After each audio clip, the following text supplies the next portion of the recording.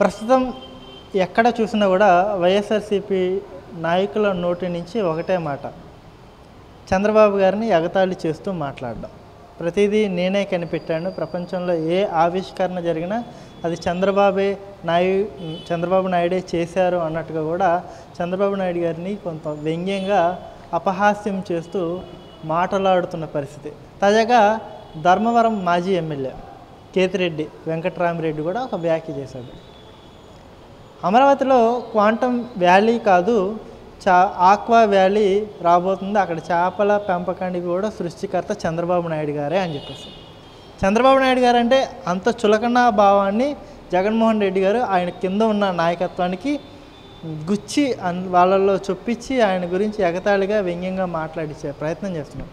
అసలు చంద్రబాబు నాయుడు గారు గొప్పతనం గురించి, అసలు చంద్రబాబు నాయుడు గారు ఈ రాష్ట్రానికి భవిష్యత్తు తరాలకి ఎంత అవసరం ఉంది అంటే శ్రీకాంత్ గారిని అడుగుదాం, ఆయన్ని అడిగి తెలుసుకునే ప్రయత్నం చేద్దాం. నిజంగా మీరు వినే ఉంటారు అనేక సందర్భాల్లో చంద్రబాబు నాయుడు గారిని ఎగతాళి చెయ్యని వ్యక్తులు వైఎస్ఆర్సీపీలో ఎవరైనా ఉన్నారంటే నో అనే చెప్పాలి. ఆయన్ని చిన్న సాధారణ కార్యకర్త దగ్గర నుంచి జగన్మోహన్ రెడ్డి గారి వరకు కూడా అందరూ ఆయన్ని దుయ్యబెట్టడం, విమర్శించడం, వ్యంగ్యంగా మాట్లాడడం తప్పితే ఇంకా వాళ్ళ దగ్గర వేరే సబ్జెక్ట్ అయితే ఏమీ లేదు సార్. మీరు వినే ఉంటారు కదా. అసలు చంద్రబాబు నాయుడు గారి గురించి చెప్పాలి అంటే మీరేం చెప్పుకోస్తారు సార్? చంద్రబాబు గారి గురించి నేను చెప్పాల్సిన అవసరం లేదు. ఆయన అరెస్టు సమయంలో ప్రపంచం తెలియజేసింది ఆయన గొప్పతనాన్ని. ఆయన అరెస్టు చేసినప్పుడు ప్రపంచవ్యాప్తంగా ఎన్నో దేశాల్లో తెలుగు వాళ్ళు ఉన్న ప్రతి ప్రాంతంలోనూ ఆందోళనలు జరిగినాయి. ఆందోళనలో చంద్రబాబు గారికి మద్దతుగానే ఆయన్ని జైలు నుంచి రిలీజ్ చేయాలని జరిగింది. వాళ్ళందరూ కూడా చంద్రబాబు గారు ఏదైతే ఇప్పుడు ఇవి వెటకారంగా మాట్లాడుతున్నారో వైసీపీ అని మీరు చెబుతున్నారో, ఆ వెటకారం వీళ్ళకి చేతనైంది వెటకారమే. వీళ్ళు అభివృద్ధి చేయలేరు, వీళ్ళ కంపెనీలు తేలేరు, వీళ్ళ మొహం చూసి ఏ కంపెనీ కూడా రాదు. ఈ దౌర్భాగ్య మొఖాలను చూసి వచ్చే కంపెనీలు కూడా ఒక్కటి కూడా లేదు. ఇకపోతే చంద్రబాబు గారు తీసుకొచ్చిన కంపెనీల వల్ల కానివ్వండి, చంద్రబాబు గారు ఆ రోజు ఏర్పాటు చేసిన ఇంజనీరింగ్ కాలేజీల వల్ల కానివ్వండి, వీటన్నిటి వల్ల వాళ్ళు ఆ విద్యను అభ్యసించి ఆ విద్య ద్వారా వాళ్ళ ఉపాధి ఇతర దేశాల్లో పొంది ఆయన ద్వారా ఒక జీవన ప్రమాణాన్ని పెంచుకొని ఇతర దేశాలకు వెళ్ళే అవకాశాలు వాళ్ళు ఇక్కడ రాష్ట్ర ప్రభుత్వం కల్పించడం వల్ల మాత్రమే ఆ రోజు సాధ్యమైంది. దాని యొక్క పరిణామమే చంద్రబాబు గారిని అరెస్ట్ చేసినప్పుడు ఇన్ని దేశాల్లో ఆందోళనలో హైదరాబాద్ అనేది మన కళ్ళ ముందు కనపడుతుంది. ప్రపంచవ్యాప్తంగా ఉద్యోగాలు పొందినటువంటి, ఉపాధి పొందినటువంటి యువత ఎవరైతే ఉన్నారో వాళ్ళందరూ కూడా ఆందోళనకి ప్రత్యక్షంగా వచ్చి ఆందోళనలో దిగి అన్ని దేశాల్లో ఆయన అరెస్ట్ని ఖండించడం జరిగింది. ఇటువంటి వెకిలి చేష్టలు, వెకిలి మాటలు మాట్లాడే వాళ్ళకి అటువంటి వ్యక్తి ఔన్నత్యం తెలియదు, అటువంటి వ్యక్తి విలువ గౌరవం తెలియదు. ఇవాళ దిగిపోయిన కేసీఆర్ కానివ్వండి, కేటీఆర్ కానివ్వండి, ఇప్పుడున్న రేవంత్ రెడ్డి గారు కానివ్వండి, వీళ్ళు కూడా హైదరాబాద్ హైటెక్ సిటీ అనగానే ఫస్ట్ గుర్తొచ్చే పేరు చంద్రబాబు గారు. ఆయన ఆ రోజు రాళ్ళు రప్పలో జమ్ముగడ్డి పెరిగిపోయిన ప్రాంతం మాదాపూర్ ఒక 30 సంవత్సరాల క్రితం. అటువంటి ప్రాంతంలో ఆయన ఒక ఆవిష్కరణ తీసుకొచ్చి ఏదైతే ఈ సాఫ్ట్వేర్ టెక్నాలజీని అందిపుచ్చుకొని తీసుకొచ్చారో ఆ అందిపుచ్చుకొని తీసుకురావడం వల్లే ఇవాళ హైదరాబాద్ వెళ్తే ఏదో ఇతర దేశాల్లో అడ్వాన్స్డ్ కంట్రీస్ అమెరికానో సింగపూర్లోనో ఉండే భావన మనకి ఆ మాదాపూర్ ఏరియాలో ఉంటే కలుగుతుంది. ఇవాళ అదేవిధంగా ఇప్పుడు ప్రస్తుతం క్వాంటమ్ వ్యాలీని అందిపుచ్చుకోవడానికి చంద్రబాబు గారు విశ్వప్రయత్నాలు చేస్తూ ఉన్నారు. ఆ క్వాంటమ్ వ్యాలీని తీసుకొచ్చి అమరావతిలో నెలకొల్పడం కోసం ఆయన ఎన్నో వ్యయప్రయాసాలకి ఎదుర్కొంటూ ఉన్నారు. వాటన్నింటినీ కూడా ఆయన ఖచ్చితంగా సాధిస్తారు, తీసుకొస్తారు. ఆల్రెడీ గూగుల్ కానివ్వండి, ఎల్ఎన్టీ కానివ్వండి, ఐబీఎం కానివ్వండి, టీసీఎస్ కానివ్వండి, ఈ 4 కంపెనీలు కూడా ప్రస్తుతం వాళ్ళకి అమరావతిలో స్థలాలు కూడా కేటాయించడం జరిగింది. వాళ్ళు కూడా ప్రారంభించబోతున్నారు. జనవరి నాటికి ఎట్టి పరిస్థితుల్లో ప్రారంభోత్సవం చేయాలనే సంకల్పంతో బాబు గారు ముందుకెళ్తా ఉన్నారు. దానికి తగ్గట్టుగా వాళ్ళు కూడా రెడీ అవుతున్నారు. ఇంకో పక్క చూసుకుంటే జగన్మోహన్ రెడ్డి గారు ఆనాడు అధికారంలో ముఖ్యమంత్రిగా ఉన్నప్పుడు చంద్రబాబు గారిని అరెస్ట్ చేయించారు. అది కేవలం రాజకీయ కక్ష సాధింపు చర్యల్లో భాగంగానే అరెస్ట్ చేయించారనేది అందరి నోట వింటున్నమాట. దీనికి వేరే కోణంలో వేరే పర్స్పెక్టివ్ కూడా ఏమైనా ఉందా? మళ్ళీ ఇప్పుడు జగన్మోహన్ రెడ్డి గారిని అరెస్ట్ చేస్తే మళ్ళీ ప్రజలంతా కూడా సింపతిని జగన్మోహన్ రెడ్డి గారి వైపు ఆకర్షితులై కూటమి ప్రభుత్వాన్ని మళ్ళీ కూలదోసి మళ్ళీ జగన్మోహన్ రెడ్డి గారికి పట్టం కట్టే అవకాశం ఉంటుందా? జగన్మోహన్ రెడ్డి గారి అరెస్టు అంశాన్ని పక్కన పెడితే చంద్రబాబు గారి అరెస్టు గురించి చెప్పాలి, దానికి వేరే కోణం ఏమైనా ఉందంటే మీరేం చెప్తారు? జగన్మోహన్ రెడ్డి అనే వ్యక్తి నేర స్వభావం ఉన్నటువంటి పొలిటీషియన్. అతను కంప్లీట్గా నేరస్తుడు, ఒక క్రిమినల్. అతను రాజకీయాలకు పనికొచ్చే వ్యక్తి కాదు, పరిపాలించడానికి అసలు పనికిరాడు. ఎందుకంటే ఆయనకు తెలిసిందల్లా ఏంటంటే సాధ్యమైనంత వరకు ఎంత దోచేసుకోవచ్చు రాష్ట్రాన్ని ఎలా గుప్పిడి పట్టవచ్చు, మొత్తం రాష్ట్ర ప్రజల సంపద ఎలా దోచేయచ్చు, వీటి మీద నాలెడ్జ్ తప్ప అతనికి పరిపాలన మీద నాలెడ్జ్ లేదు. పరిపాలన మీద నాలెడ్జ్ ఉన్నాడైతే ఇవాళ చంద్రబాబు గారు పొద్దు నుంచి సాయంత్రం వరకు ప్రజల మధ్యలో లేకపోతే పారిశ్రామికవేత్తలతో సదస్సులు, ఇతర దేశాల పర్యటనలో ఇతర దేశాల నుంచి పెట్టుబడులు ఆహ్వానించడం, మన రాష్ట్రంలో పెట్టుబడులు పెట్టించడం, కంపెనీలు ఏర్పాటు చేయించడం, ఇటువంటి ఆలోచనలు ఒక అడ్మినిస్ట్రేటర్లకి, ముఖ్యమంత్రి స్థానంలో కూర్చున్న వ్యక్తులకి కావాల్సిన లక్షణాలు. అతను ఇంట్లో పడుకొని ప్యాలెస్లో పడుకొని అనుభవించాడు. అతను ముఖ్యమంత్రికి అసలు అనర్హుడు నాకు తెలిసి. అయితే అతనికి బాబు గారిని తీసుకొచ్చి బాబు గారి పక్కన అతను కంపారిజన్ చేయడం కూడా మూర్ఖత్వమే. అది అతనికి అసలు క్వాలిటీస్ కూడా లేవు. ఇకపోతే మీరు అన్నట్లు చంద్రబాబు గారిని అరెస్ట్ చేసినప్పుడు వైసీపీ పార్టీలో ఉన్న ప్రతి కార్యకర్త కూడా జగన్మోహన్ రెడ్డి ఇంత తప్పు చేశాడు అనుకున్నారు. ప్రతి కార్యకర్త కూడా వైసీపీలో సాధారణ కార్యకర్తకు కూడా తెలిసినంత నాలెడ్జ్ జగన్మోహన్ రెడ్డికి లేదని మీరు అనుకుంటున్నారా? పొరపాటు ఇది. అతనికి తెలుసు బాబు గారిని అరెస్ట్ చేస్తే జరగబోయే పరిణామాలు ఎలా ఉండేది. కానీ ఆ రోజుకే ప్రజలు డిసైడ్ అయిపోయారు, గుంభనంగా ఉన్నారు.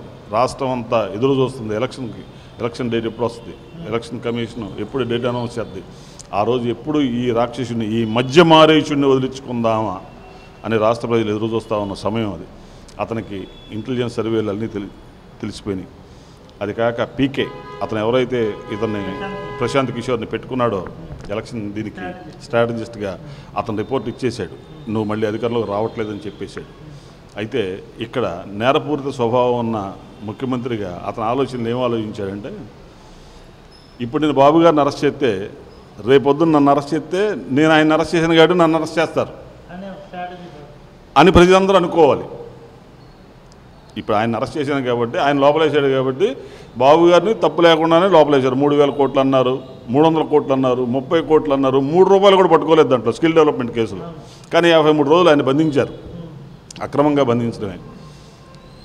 దీన్ని బాబు గారు ప్రజలందరూ కూడా బాబు గారిని అరెస్ట్ చేశారు కాబట్టి మళ్ళీ ఇప్పుడు బాబు గారు ముఖ్యమంత్రి అయ్యారు కాబట్టి జగన్మోహన్ రెడ్డిని అరెస్ట్ చేశారు. కానీ జగన్మోహన్ రెడ్డి ఏ తప్పు చేయలేదని ప్రజలందరూ భావిస్తారు అనేటువంటి దూరాలోచన ఈ రెండింటితోటే అతను బాబు గారిని అరెస్ట్ చేశాడు. కానీ ఈరోజు నేను జగన్మోహన్ రెడ్డి గారికి చెప్పేది, చంద్రబాబు గారికి చెప్పబోయేది కూడా ఏంటంటే, చంద్రబాబు గారు మీరు నిస్సందేహంగా అతన్ని అరెస్ట్ చేసి లోపలేయచ్చు. ఎట్టి పరిస్థితుల్లో కూడా మళ్ళీ అతను ముఖ్యమంత్రి అవడు. ఎందుకు అవడు అనంటే, ఢిల్లీలో ఏదైతే 350 కోట్ల మద్యం కుంభకోణంలో మనం చూసాము, 350 కోట్లకే అవినీతికి వ్యతిరేకంగా పోరాడినటువంటి కేజ్రీవాల్ తన అధికార పీఠాన్ని కోల్పోయి భారతీయ జనతా పార్టీ అధికారంలోకి రావడం జరిగింది. అక్కడ ఇంకా అది ఎక్సైజ్ దశలోనే ఉంది తప్ప వాళ్ళ పాలసీ ఇంకా ఇంప్లిమెంట్ కూడా అవ్వలేదు ఆ రోజు. కానీ ఇక్కడ పూర్తిగా ఇంప్లిమెంట్ చేశారు. వీళ్ళు 5 సంవత్సరాలు ప్రజల్ని అధిక మద్యం ధరలతోటి నడ్డివెరగొట్టారు, నాసిరకం మద్యంతో ప్రాణాలు కోల్పోయేలా చేశారు. ఈ 2 ఉదాహరణలు ప్రజలు ఏనాటికి మర్చిపోరు. ఖచ్చితంగా అతను మళ్ళీ ముఖ్యమంత్రి అవడం అనేది జరిగే పని కాదు. వైసీపీ నాయకులకు కూడా నేను చెప్పేది ఏంటంటే, ఇటువంటి దుర్మార్గపు ఆలోచన ఉన్న వ్యక్తుల వల్ల రాష్ట్రానికి మేలు జరగదు. కాబట్టి మీరు కూడా త్వరగా కళ్ళు తెరిచి ఆ పార్టీల్లోంచి బయటకు వచ్చి మీరు చేసిన పాపాలు కడుక్కోవడం కోసం స్వచ్ఛంద కార్యక్రమాలు ఏమైనా చేసి సమాజానికి మంచి చేయడానికి మీరు అందరూ ప్రయత్నం చేయండి. దానివల్ల మీకు మీ కుటుంబాలకి మంచి జరుగుతుంది. అంటే చెల్లికి పెళ్ళి చేయాలి మళ్ళీ అనే ఒక సామెత మనం వినే ఉంటాం కదా. ఈ మధ్య సోషల్ మీడియాలో వైఎస్ రాజశేఖర రెడ్డి గారి స్పీచ్లు ఎక్కువగా మళ్ళీ వైసీపీ వాళ్ళు ట్రోల్ అంటే ఎక్కువ ప్రజల్లోకి చొప్పించే ప్రయత్నం చేయడం, అదేవిధంగా వెబ్ సిరీస్లో వైఎస్ రాజశేఖర రెడ్డి గారి గొప్పతనాన్ని, ఔన్నత్యాన్ని మళ్ళీ ప్రతిబింబించేలాగా కొన్ని సిరీస్లు తీసి జనాల్లోకి ఇంజెక్ట్ చేసే ప్రయత్నం చేయడం, అంటే మళ్ళీ సేమ్ అదే పందాలో మళ్ళీ వైఎస్ రాజశేఖర రెడ్డి గారిని గుర్తు చేద్దాం, ఆయన సుపరిపాలన గుర్తు చేద్దాం అన్నట్టుగా కూడా ఒక కొత్త స్ట్రాటజీని వైఎస్ఆర్సీపీ అమలు చేస్తుంది. ఇది అమలవుతుందా లేదా అంటే ఆల్రెడీ అర్థమైపోయింది ఒక గత ప్రభుత్వం పరిపాలన పరిస్థితి ఏంటనేది. మళ్ళీ ఎందుకు ఈ రకంగా చేయడం? మళ్ళీ అధికార దాహం కోసం మళ్ళీ మేము వస్తే రప్పా రప్పా అని అరుగుతాం, ఎక్కడ సప్త సముద్రాలు అవతల ఉన్నా సరే తీసుకొస్తాం, కటకటాల్లో నిలబెడతాం, ఖచ్చితంగా మీ అంత తెలుస్తామని చెప్పేసి అన్నారు తప్పితే మంచి పరిపాలన అందిస్తాము, ప్రజలకి సుభిక్షమైన అభివృద్ధి చేస్తామని మాత్రం ఎక్కడా కూడా వైఎస్ఆర్సీపీ నాయకుల నోటి నుంచి కానీ జగన్మోహన్ రెడ్డి గారి నోటి నుంచి కానీ ఈ మాటలు ఏమీ వినపడట్లా. ఏంటి సార్ అసలు దీని గురించి ఒక క్లారిటీ ఇవ్వాలంటే మీరేమిస్తారు? ఇందాక నిన్న షర్మిల గారు కూడా చెప్పారు, జగన్మోహన్ రెడ్డి అనే వ్యక్తి కన్వీనియంట్గా అతనికి ఎప్పుడు ఏది అవసరం అయితే దాన్ని బయటకు తీసుకొచ్చి ముందు పెట్టి దాని ద్వారా వ్యవహారం నడుపుతాడని చెప్పారో, జగన్మోహన్ రెడ్డి గారు ఆ రోజు రాజశేఖర రెడ్డి గారు బొమ్మ పెట్టుకొని రాజశేఖర రెడ్డి గారు ఔన్నత్యాన్ని నిజంగానే ఆయన మంచి నాయకుడు, నో డౌట్ అందుట్లో, ఆయన కాదనలేని నిజం, ప్రజలకు ఎంతో కొంత మేలు చేయాలని తపన ఉంది. అటువంటి వ్యక్తిని కూడా భ్రష్టు పట్టించాడు ఇతను చేసిన అవినీతి అక్రమాలకి 32,000 కోట్ల రూపాయలు ఈడీ జప్తు చేయడం, ఇటువంటి కార్యక్రమాల వల్ల అతను కూడా భ్రష్టు పట్టించి ఆయన్ని కూడా అవినీతి నేత ఇటువంటి ఏయో ఆ రోజు మహానేత ఇటువంటివన్నీ ఏయో ట్రోల్స్ జరిగే పరిస్థితికి దిగజార్చాడు ఈయన. ఇతను అధికారంలో రావడం కోసం ఆ రోజు రాజశేఖర రెడ్డి గారి బొమ్మలను అడ్డం పెట్టుకొని ఊరూరు రాజశేఖర రెడ్డి గారి విగ్రహాలను ఆవిష్కరించుకుంటా తిరిగి అధికారంలోకి అధికారంలోకి వచ్చాడు. వచ్చిన తర్వాత నువ్వు రాజశేఖర రెడ్డి గారికి బొమ్మల్ని ఏం చేసావు, రాజశేఖర రెడ్డి గారి ఫోటోల్ని ఎందుకు తొలగించావు, అసలు ముందు దానికి సమాధానం చెప్పాలి.